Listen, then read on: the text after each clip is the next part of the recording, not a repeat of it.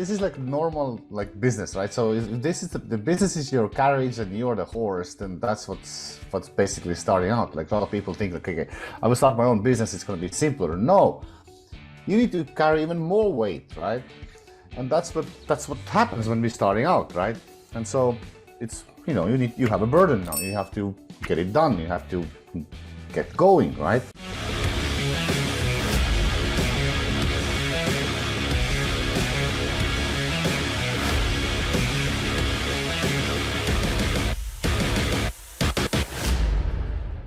And so what's the next step? So the next step from this is, if you're lucky enough to get help, you get yourself a VA, right? Now you're together, still you who has a job and has a business, now has a VA. Now it becomes 2 times easier. It literally becomes easier because obviously there are no perfect people. For some people, getting new product ideas, finding products, talking to suppliers is simple. For some people, for some reason, it's not simple, okay? Some reason it's not going forward, right? Having a VA who is not so committed as you, or not so overthinking as you, is good, especially when the problems come in. Because when problems come in, your VA doesn't give you shit, they will just solve it, right? But you are just like, like overthinking everything, at least with me. When I had the problems, it's become like a really difficult to deal with them. So, third stage, your company, right? Maybe that's where we want to be. Like, that's the question. Like, do you want to be here? Do you want to be here? I have a lot of Amazon sellers who are here. For years, they go like this. And then they go, oh, let me get my VA, right? No, let me try out, right? So, but the question is like, how long would you like to go like this? Because it is, you know, you will go so much slower than here, right? Here you have lots of horses, a lot of people are taking things forward for you, right? And so here, what happens here, this is your company, these are your employees, and now the question is like, what do you want to be? Do you want to be in front of your employees, one of them? Do you want to get to the next level? What is next level? Next level, you have a manager, right? So at that, what's the next level? You have like CEO, right? And what's the last level is you have an investor, right? So ideally, I would like to be that investor guy here, right? Like, who doesn't want actually, right? But so many people have already fear getting from here to here. Like, this literally have like so much fear to get from here to here. Or the second option obviously is, if the finances are limited, obviously this is the problem. But come on, you can always find people from your family or people who can help you out. You don't need to be like alone here, right? You can still get help, even for free. And so the question is like, where do you want to be? On which area you want to be in your Amazon business at the end of the day, right? And the reason I'm talking about this because I want you, in the next slides, I want to explain you how you can actually, it can be faster and simpler, and it can be like a emotionally almost zero, straightforward going. Okay. So, the question is like, so this is the guy, is a CEO, let me see, and okay, now here. So how to think and do more with people, that's my question, right? And by the way, guys, if you've already been doing something for a year or two, and you somehow still are finding yourself in the same situation, there's 2 options. You get someone to help you out, or you just, I don't know, you find something new, right? Because eventually, like how long you keep going with the same spot, right? So usually, like, it's not about what you need to do, because if you've done something for a year or two, you couldn't know what you need to do. The question is like, why not doing it? Maybe someone or who needs to help you out, right? And so when you start your Amazon business, and your first goal is to release a product as soon as you can, right? And that's not to make profits or anything. That's basically to learn the whole thing, right? Now, secondly, when you've done that, and when you're really effective with this, then you keep going releasing products yourself if you want. If you're really good in this, just keep going releasing products, right? For me and Tony, it was like he really struggled by analyzing these products and kind of like for me, I was somehow it was simpler, easier. So I was talking to like 10 suppliers in the same time on the Skype, contacting 50 suppliers about the one product, getting quotes for 34, putting everything in the spreadsheet. For some reason, I had no problem with this. Developing product, blah, blah. My problem was that I was not, I was just trying to do too much customization for the first product. That was a big problem. And you don't do customization, a lot of customization at the beginning. No, you need to just release something. So if you're not really good in this and you're not really doesn't go smoothly, then obviously get yourself a research VA and release at least the point of that research VA is to release at least 3 to 6 products every quarter. And now with that person, you can release 3 to 6 products every quarter. Now imagine how powerful this is. It's testing products.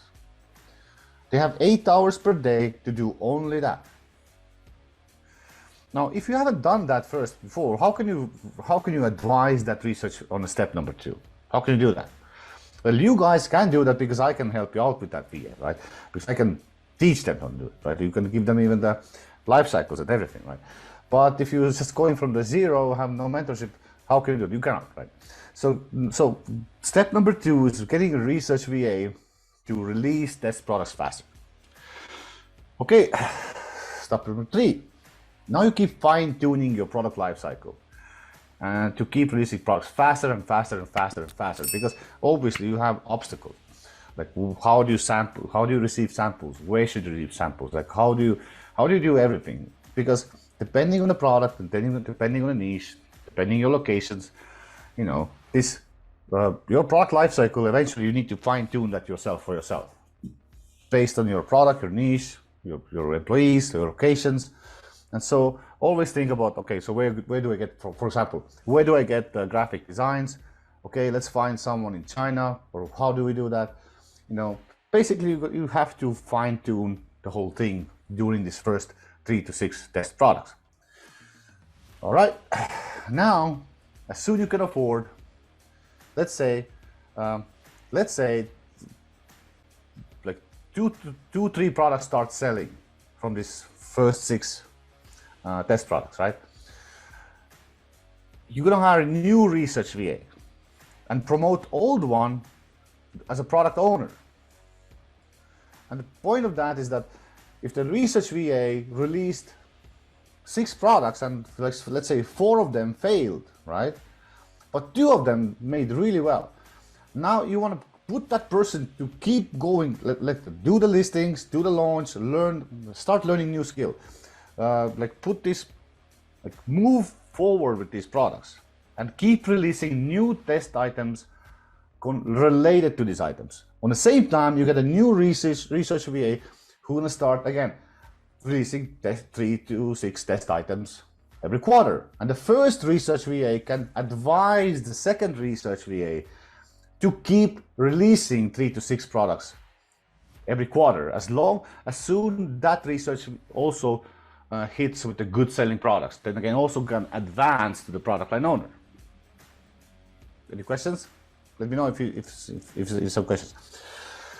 Okay, so basically this is the loop here, and your goal is to always keep laser focus on the product development and numbers, because testing products can be cheap, can be not cheap. Launching products can be also expensive. So your goal always to keep making sure that development is good. They are releasing something that is better or looks better, and they are not going too crazy with expenses. That's your goal in this particular stage, right? Making sure they have a good standards, the product you're releasing has a standards, it has a quality, you're not overspending, you're doing the wise decisions with money, and people are keep doing what they have to do. You have now one product line owner and one research VA. Okay? Product line owner can release around 2 products per quarter. and research VA should release 3 to 6 products per quarter. Cool. All right, now you have 3 people. You, 1 product line owner, and 1 research VA. Cool. All right, so you have to be good with meetings, assign all these people KPIs, numbers, what they have to push, and give them targets. Otherwise, nothing will work out. If your research VA doesn't have a goal that they have to release, let's say 6 products per quarter, they most likely will not even release 6 products. They probably release maybe 3. But if you give them a release 3 products per quarter, they release 1. So you need to keep them pushing harder, as harder you can. For example, your research VA have to find you 3 product ideas per week. If this doesn't give you possibility to release 3 to 6 products per month, then they need to find more than 3 opportunities per week. But that's why, you need to somehow like have your meetings, daily huddle, weekly planning, one-on-one brainstorming per week, assign them KPIs and using and pushing them with the targets. All right, that's good. Now, when you hit more than 30K per month, obviously the first hire you want to do is PPC expert. And I'm not speaking about PPC, some random PPC guy. I'm speaking about the expert. Okay, let me explain. PPC nowadays is around 50% of sales. And it's also really important when you launch products, right? And so in Philippines, like the good salary is already $500, $600. That's good salary. People just don't leave you just randomly for this salary already. But for PPC, I'm paying like $1,300, and I know she actually deserves more because she really makes sure that we are not losing money with PPC. She has grown the PPC, and with PPC it's easy because it's complete number game. You can see how the numbers are going, and based on that you can pay salary.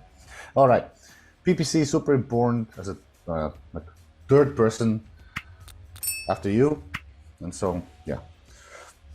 And again, when you keep growing, you can afford, get an agent in China. If you're sourcing from China, then it's really nice if you have someone in China as a product development, because that person also takes care of the quality control, supplier communication, takes a huge load of the supply, like organizing shipments, dealing with shipping agents, getting quotes from them, getting you also like a better prices for your products. It's a really handy person. Unfortunately, you most likely going to pay for that person starting $1,500 to $2,500 per month, depend on the quality of the person. Now, number 8, you can get a personal VA on that. Like now you have PLO, research VA, PPC, and yourself.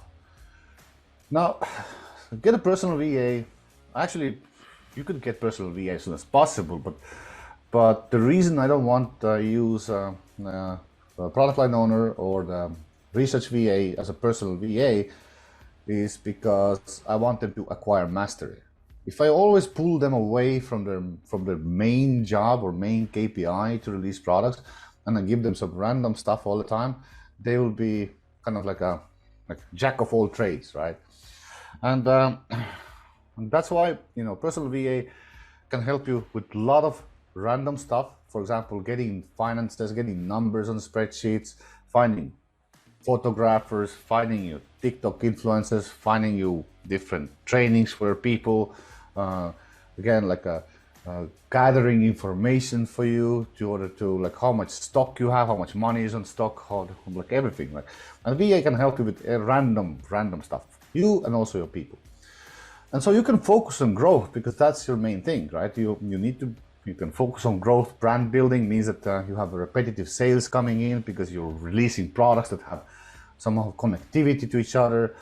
The faster you start collecting emails with doing external marketing campaigns, it's the better for you. And obviously you have to keep laser focus on the numbers all the time, expenses, incomes, profits.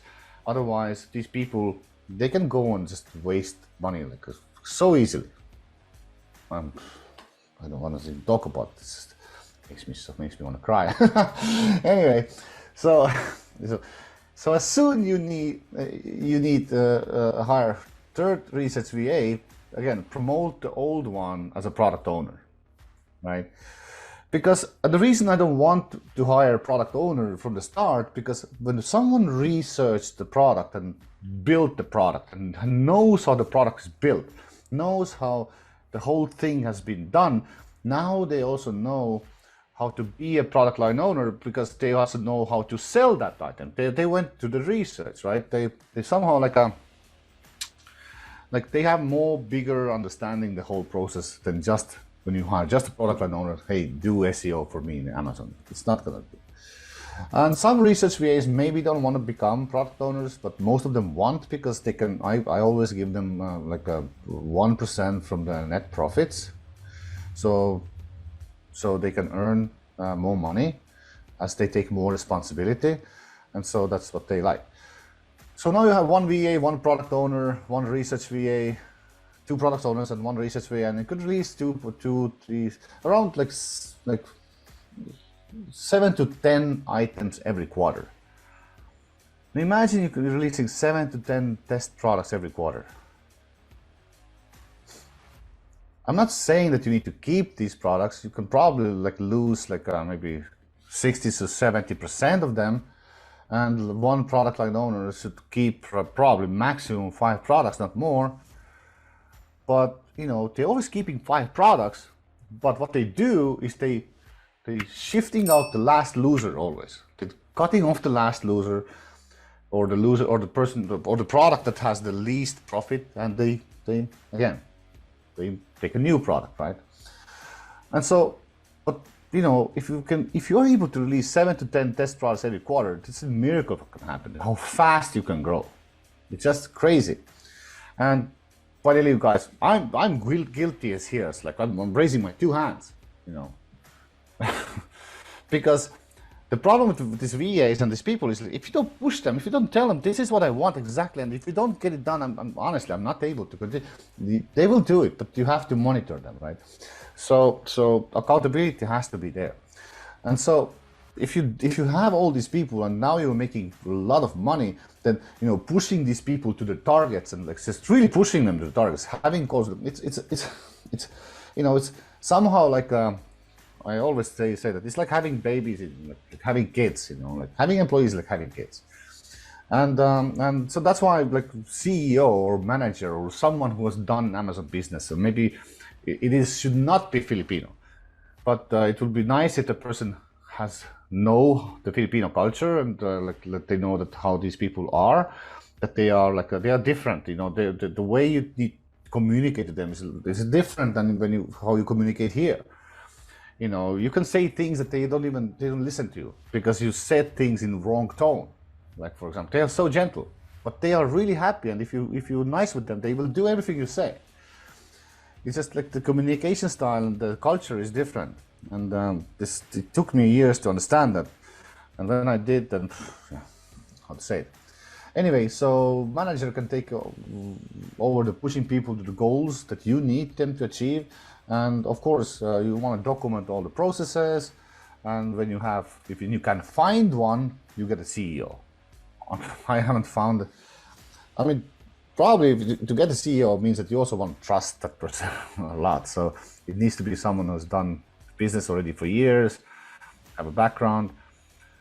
I don't know, for me, I've been enjoying, because CEO has a leadership task. Leadership task is what? It's not about. It's mostly about you sit in development and you inspire people. Inspire, motivate, make sure they train, make sure they have a direction, the brand has direction, the brand has purpose, meaning. You connect that with the customers, you connect the purpose with your employees. Leadership tasks is like all that, and inspiring, mostly inspiring, being like inspiring person in the company. So I've been enjoying being that. So that's why I haven't found any problem. But anyway, so let's summarize all these roles for a second. So at the beginning, it's you. You only, and your objective is always and will be increasing sales and profits. That's your only objective. And if you take your eyesight away from that perspective, nobody, I mean, like everything will go down, promise. Research VA should release 3 to 6 products every quarter until transitions to product owner. And the reason they want to transition them because they know the products, they know how to do that, they know how they have done it, they know everything about these products, and so they also can market these products best on Amazon. And obviously, it's nice when people do that. They take more responsibility and they advance. Product owner can handle up to 5 products. I don't recommend having more because 5 products, 5 marketplaces, 25 listings already. It's quite a lot. It is so much better to have 3 products that sells as much as 5 products. Let's say 3 products and two dogs, two test products, like 2 test products that are in the testing phase. And they should also release 2 test products quarterly. And also the second job they have, which takes also time from them, is whenever they do reorders for current products, the question is like, what should I improve? Because if you release the same stuff year after year, your product will die. And I lost so many products because of that. So stupid means stupid does, you know. But anyway, they have to improve their current products all the time. Otherwise, it doesn't make any sense. And so PPC Expert will bring you more sales and profits. They will definitely increase your sales, help products to launch, improve your profits, or if the expert is not expert or bad, they will actually make you more expenses. Super difficult to hire a good one. I went we had 4 different exams, but every exam had 20 different tasks, and it was so extent, you know. And the last one was okay, so last exam was I literally gave them a report from Amazon, and I gave them make me a business plan. As a PPC expert, if you come to my business now, based on these reports, what are you gonna do with my business? And how do you improve this number? I mean, we got really good PPC expert now, but it took from us from 500 people, we had 3 applicants, from which 2 failed, 1 was really good. Super difficult to get, but if you get one, this is a person you want to pay and keep them, because yeah, a lot of money is involved in this area. China agents, same thing, will speed up the supplier communication, releasing products, quality, and takes a lot of load off from PLOs to organize the shipments. It's a huge load, by the way, to handle. And again, it's nice for China agent to kind of collect samples, analyze samples, talk to suppliers. It's kind of speeds up the product testing area. But the reason I didn't put that as a first or second role is because you can outsource that agent. You can outsource that. So you don't need to own one in a house at the beginning. You can find a person who is in China and do that for you, you know, for the cost. So that's why I didn't put that in. PPC Expert, same thing at the beginning. You can still find someone who can do that outside the house. But when you have already a certain amount of income, you want to have a decent fund for yourself only. And again, operational manager, it's nice to learn yourself how to do operations. It's all the meetings, structures, SOPs, how everything's done, the standards for the procedures. And it's super annoying job. I don't really enjoy that at all. That's why it's really necessary, unfortunately. If in a company nobody cares, then people will start caring less. So someone needs to always keep there has to be someone with a stick behind their back. There has to be some how to say it, demanding mom or father in a family, right? And financial officer, of course, can be outsourced at the beginning, you know, because when money starts coming in, then I had this moment where we had something over $1 million on an inventory that didn't sell. Why? Because they were PLOs were ordering without any thinking, and the market was moving too fast. And And again, like how do you use money is one of the most important skills. And having a financial officer or even outsourcing this at the beginning somewhere who can teach you about your money usage, how you're using money in your business, is one of the really critical skills, because you may not even understand that you're putting money in the wrong places. And you're not getting it, because the point of the money is to go out, but come back with the friends as quickly as possible, right? And CEO operations leadership task. So I hope it somehow like I don't know, gave you some sort of like inspiration of how can you actually speed up with people. And people can be a curse as well, by the way. If you don't know how to hire people, if you don't know how to manage people, if you don't know how to force people to do stuff, they can be a curse. Like literally, like you're going and asking, and they give you some whatever back all the time. And I have been both working with both people. You get what you tolerate. In family, with the employees, with the spouse, with your kids, everywhere. You always get what you tolerate. So so remember that.